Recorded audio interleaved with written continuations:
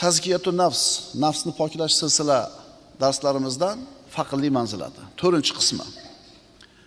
Agar Alloh taolo bir bandani faqir qilib qo'ygan bo'lsa yoki qo'liga bir dunyo matohidan bermagan bo'lsa, bu shu bandani Alloh xor qilib qo'yibdi degani emas.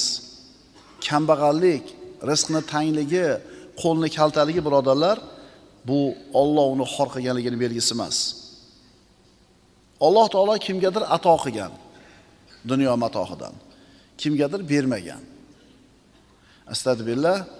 Fa ammal insanu idza mabtalahu robbuhu fa akramahu va na'amahu fa yaqulu robbi akraman. Bas endi inson qachon Parvardigori uni imtihon qilib, unga karam qilib, ne'mat ato qilsa, Parvardigorim meni aziz qildi der. Juda ko'p odamlarda tasavvurida shunaqa. Qo'lida dunyosi kattami? Demak, bu Alloh buni erkalatib qo'yibdi, Alloh buni yaxshi ko'ribdi. Endi kimdir qo'lida bu dunyo bo'lmasa, kambag'al bo'lsa, demak Alloh buni siylamabdi. Alloh buni xor qilibdi. Allohni tanimagan iymonsiz johillarning tasavvuri ayni shunday. Oyatni qarang. Endi qachon Parvardigori uni imtihon qilib, rizqini tang qilib qo'ysa, Parvardigorim meni xor qildi der. Alloh taolo kalla deyapti. Yo'q, unaqa emas. Berganim mukofot, bermaganim jazo emas. Boy qilib qo'yganim, ikrom ko'rsatganim, kambag'al qilib qo'yganim jazolaganim emas. Ato qilishim sinov, man qilishim shifo. Alloh taolo bergani, boy qilgani bu sinov. Bermagani shifo. Nimadan shifo? Gunohdan. Puli ko'p bo'lmagan odam gunoh qilgani imkoniyati kaltaroq bo'ladi boy odamdan ko'ra. Endi Alloh bir bandaga shu dunyo matohini katta qilib beribdi, boy qilibdi. Alloh senga ato qilgan bir narsani Allohning toatiga sarflayotgan bo'lsang, u ne'mat deyiladi. Alloh bergan narsani toatga sarf qilmasang, u ne'mat deyilmaydi. Tushunarliga? Boy qilib qo'ydi, boyligingiz Alloh rozi bo'ladigan joyga sarflanayotgan bo'lsa, bu ne'mat deyiladi. Boy qilib qo'ydi. Endi bu boyligingiz Alloh norozi bo'ladigan joyga sarflanayotgan bo'lsa, bu ne'mat deyilmaydi, balki jazo deyiladi. Birodarlar, bizning e'tiqodimizda boylik, mol va davlat sinov deyiladi. Qaytarib aytamiz. Allohning yo'lida, Allohning rozi bo'ladigan ishlarida boyligini sarflasang, bu ne'mat mukofot. Boyligini Alloh norozi bo'ladigan gunoh ma'siyatga sarflasang, bu jazo bo'ladi. Xotin mukofotmi, jazomi? Xotin mukofotmi, jazomi? Agar xotinni Allohning toatiga boshlasangiz, u mukofot. Agar o'zini holiga tashab qo'ysangiz, jazo. To'g'rimi? To'g'rimi? Agar siz Allohni tanitib, Allohdan qo'rqishlikka o'rgatsangiz, o'zingiz diyonatingizda mahkam tursangiz, shuni sizning hayotingizda ko'rsa, xotin ham ergashib Allohdan qo'rqar edi. Shuning uchun qo'liga katta boylik berilgan insonni ko'rgan paytda buni hayoti zo'r demang. Qarang, u boyligi nimaga sarflanyapti? Qayerdan topyapti va qayerga sarflayapti? Alloh halol degan joydan topib, halol degan joyga sarflayotgan bo'lsa yaxshi. Aks holda bu harob buni holi. Farzand mukofotmi, jazomi? Xuddi shu qoida. Agar Allohni tanitgan bo'lsangiz, Allohning toatida turgan bo'lsa, farzand mukofot. Aks holda nima? Jazo. Mana shu asosiy qoida. Dunyoning hamma yaxshiliklari, boylik, sog'lik, quvvat, farzand, ayol, bularni hammasi Qur'onning o'lchoviga ko'ra, Allohning shariatiga ko'ra sinov, imtihondir. Bergani aziz qilgani emas, man qilgani xor qilgani emas.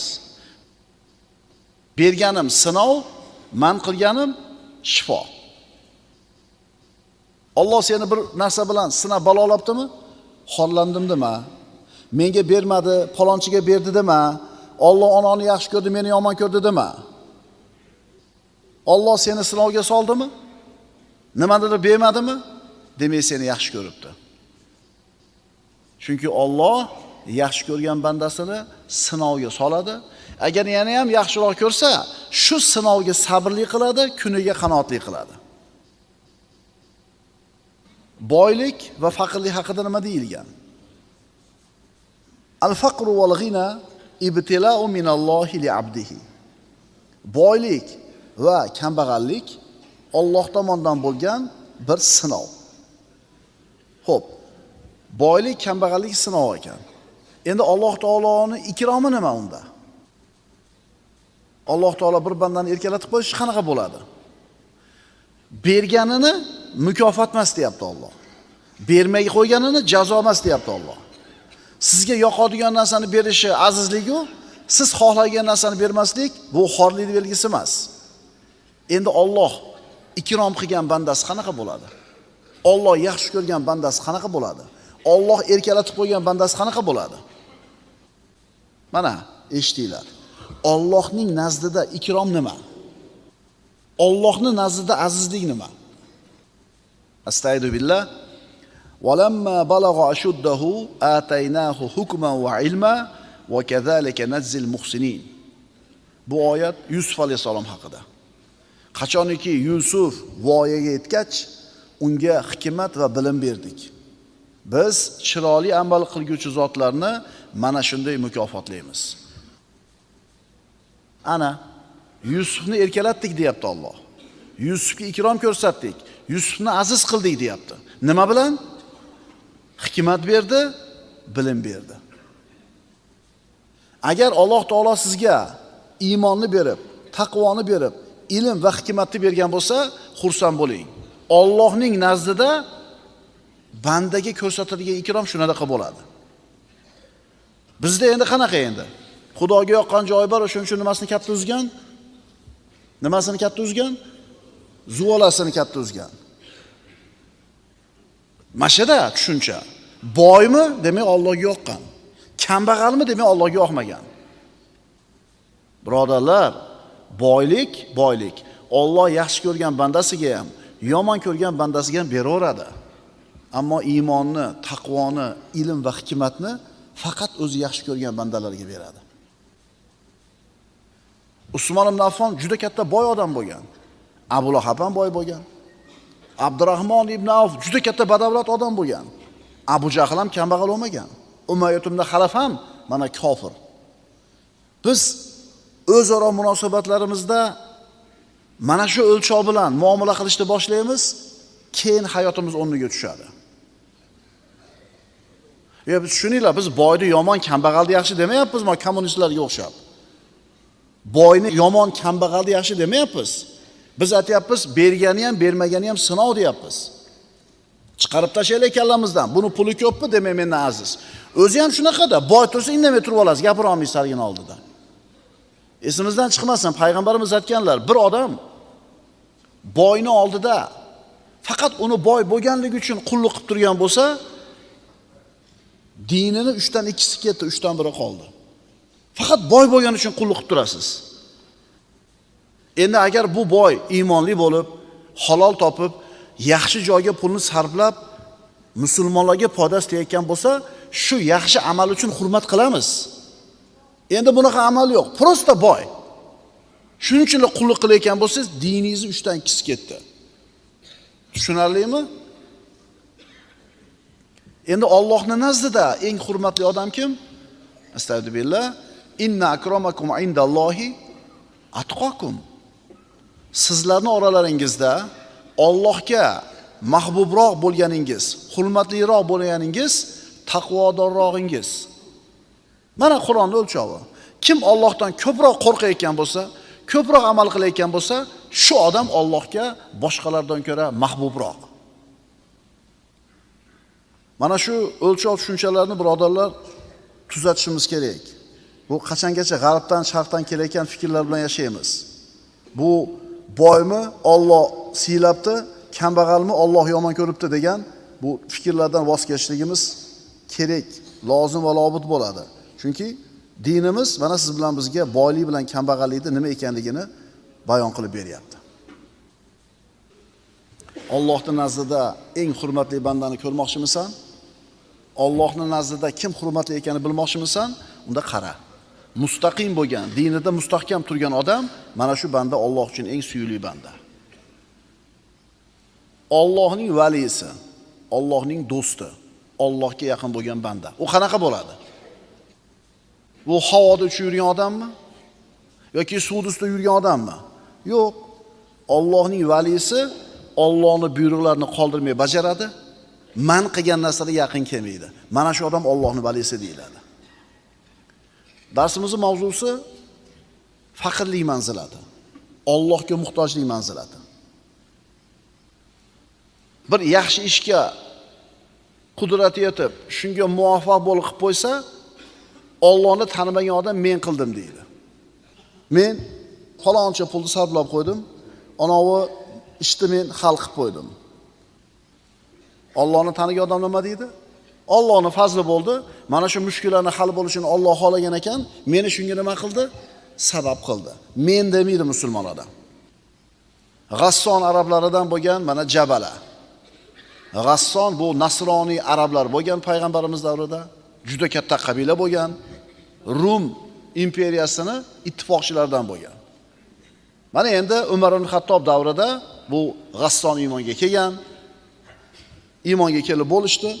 Ana shu G'assonning amirlaridan bo'lgan Jabala ismli kishi Makkaga haj qilgani keldi. Haj qilib ketar ekan, islom deganiga qabul qilgan, lekin hali ham johiliy tushunchalar bilan yashayapti. Tavof qilayotgan paytda bir sahroyi yigit, kambag'al yigit etagini bosib oladi beqasd. Haligi ridosi yelkasidan tushib ketadi.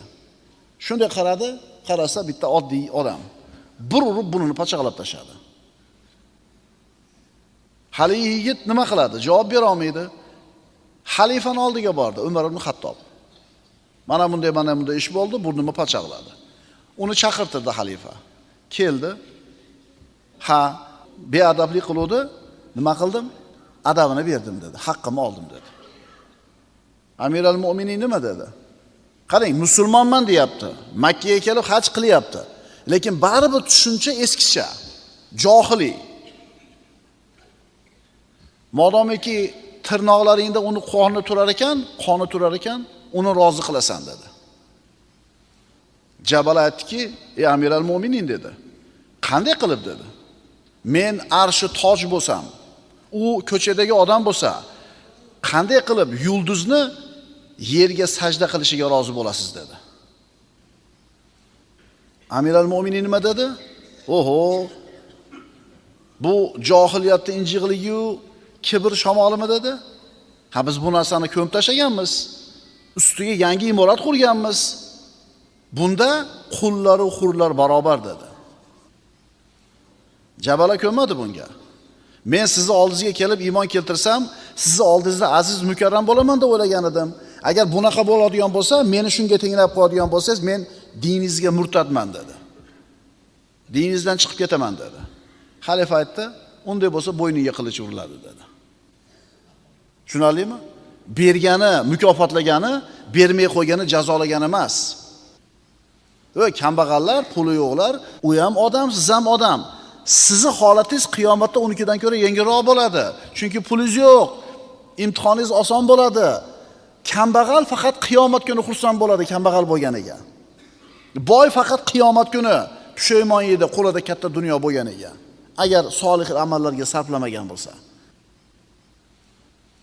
Agar birov o'zini mana shunaqa katta tutsa, boshqalardan bir baland tutadigan bo'lsa, kekkaysa, kibr qilsa, atrofdagilarga u aziz bo'lib, quvvatli bo'lib ko'rinadi. Musulmon unaqa bo'lmaydi.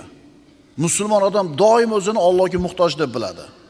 O'zini Allohga zor, faqir ekanligini tan olib turadi. Musulmon odam kamtar bo'ladi. Shuning uchun yaxshilab bilib olaylik. Allohga muhtoj bo'lgan, Allohga faqir bo'lgan banda kamtar bo'ladi. Kibr musulmon odamga yarashmaydi. Yana aytiladi, Alloh taolaga faqirlik, uning avvali bor, oxiri bor. Allohga bo'lgan muhtojlik, uning zohiri bor, botini bor.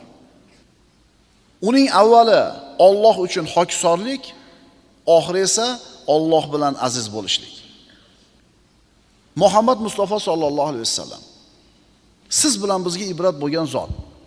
Allohning eng suyukli bandasi. Makka mukarramani fath qildilar 8-hijriy yilda. 13 yil Makkada mushriklar aziyat berdi payg'ambarimizga. 8 yil ular bilan jangu jadallarda payg'ambarimiz ko'p kurashdilar. 21 yil deganda Makka mukarramani fath qilib, g'olib qo'mondon bo'lib tuyasini ustida kelyaptilar Makkaga. Mana endi 21 yillik mehnat mashaqqatdan keyin bu Makkani fath qilgan qo'mondon mana shunday to'shini ko'tarib, gavdasini ko'tarib kirmadilar. Shuncha mehnat qildik, shuncha jangi jadal qildik. Mana endi biz g'olib bo'ldik deb kekkayib kirmadi, balki nima qildilar? Shunday engishib keldilarki, tuyasida o'tirib, soqoli yoki sallasi deyiladi, tuyasining o'rkachiga tegib turadi deydilar. Vaholanki Muhammad alayhisalom erishgan sharafga yer yuzida hech kim erishgan emas. Shunday bo'lsa ham o'zini Allohga hokisor tutdi, o'zini faqir bildi. Shuning uchun agar siz o'zingizni Allohga hokisor tutsangiz, odamlarning ko'zida darvishga o'xshab ko'rinasiz, to'g'ri? Agar Allohga o'zingizni muhtoj deb bilsangiz, o'zingizni faqir deb bilsangiz, u uchun kamtar bo'lsangiz, avvalingiz odamlarning ko'ziga xor bo'lib ko'rinishi mumkin, lekin oxiri azizlik bo'ladi. Sha'ning ulug' bo'ladi, birodar. Odamlarga muhabbatli bo'lasan, haybatli bo'lasan. Kimdir qo'lida millionlari bo'ladi, ammo doim faqir. Nima uchun faqir u? Millioni bor u. Sababi bor. Sababi nima edi? Kambag'al bo'lib qolishlik xavotiri bor. O'shuning uchun kambag'al u. Eslang, $10,000 bo'lsa yetadi degansiz. $10,000 bo'ldi. Yetdimi? Yo'q, yana 10,000 yetmadi. Endi 20,000 bo'ldi pulingiz. Endi 50,000 yetmadi. Ha? Tanish manzarami? Eshitganmiz shu gapni gapirganlardan. Qo'lida millionlagan puli bor odam agar Allohga faqir, Allohga muhtojligini tan olmasa, doim faqir bo'ladi. Nima uchun? O'shuncha yetmay turaveradi-da. Bunaqa odamlar kambag'al bo'lib qolmay degan g'am sababli kambag'al bo'ladi. Bunaqa odamlar kasal bo'lib qolmay deb qo'rqqanidan, xavotir olganidan kasal bo'ladi. Payg'ambarimiz aytganlar: "Anta min xawfil faqri fi faqrin." Sen kambag'al bo'lib qolish qo'rquvi sababli kambag'alsan. Kambag'al bo'lib qolishning qo'rquvi bormi senda? Demak, sen kambag'al bo'laverasan. Demak, birodarlar, Allohga faqirlik, Allohga muhtojlik avvali bor, oxiri bor. Albatta buni oxiri azizlik bo'ladi. Sen agar Allohga o'zingni muhtoj deb bilsang, nima bo'ladi? Boshqa hamma narsadan behojat bo'lasan. Odamlarning eng boyiga aylanasan. Haqiqiy boy kim? Allohga haqiqiy muhtoj bo'lgan odam. Allohga haqiqiy muhtoj bo'lgan odam haqiqiy boy odam. Shuning uchun Ali ibn Abi Talib aytadi: boylik va faqirlik deb ozgina sukut qildi. Boylik va faqirlik ba'dal ardi alalloh dedi. Allohga ro'baro bo'lingandan keyin ma'lum bo'ladi. Qiyomat kuniga Alloh taoloning oldiga borganimizda hisob kitob bo'lgandan keyin ko'ramiz kim haqiqiy boy bo'lgan, kim haqiqiy kambag'al bo'lgan. Birodarlar, bu dunyoning hayoti vaqtinchalik. Boyni boyligi ham bir necha yil xolos. Kambag'alni kambag'alligi ham bir necha yil xolos. Chunki unisi ham bunisi ham nima bo'ladi? O'ladi. Qiyomat kunida Alloh taologa ro'baro bo'lgandan keyin bilinadi kimi boyligi, kimi kambag'al ekanligi. Aqulu qawli hada va astagfirulloh li va lakum. Assalomu alaykum va rahmatullohi ta'ala va barakatuh.